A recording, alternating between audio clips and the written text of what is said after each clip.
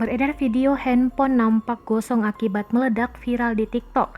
Video itu terungkap pada postingan akun TikTok @tikarianda pada Selasa 15 Juni 2021. Diduga HP tersebut meledak ketika dicas oleh pengunggah. Sampai artikel ini terbit, unggahan tersebut telah ditonton lebih dari 8 juta orang di TikTok. Sejumlah warganet pun mengomentari postingan video itu.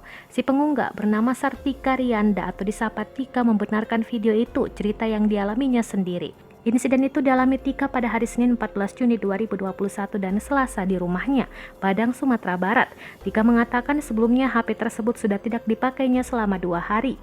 Dalam keadaan habis baterainya, Tika pun mengisi ulang HP-nya itu di kamar tidurnya pada Senin 14 Juni 2021 malam.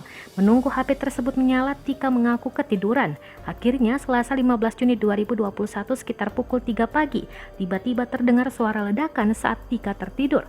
Waktu berlalu, Tika mencium bau barang hangus di sekitarnya. Sontak dia bangun dan memeriksa stop kontak. Ia mengisi daya HP miliknya. Dikatakannya kamar tidurnya sudah dipenuhi asap dari ledakan HP itu. Syukur ledakan itu tak membuat barang dan perabotan di sekitarnya ikut terbakar. Tika menduga penyebab HP miliknya ini meledak karena baterai di dalamnya sudah rusak terlebih dahulu.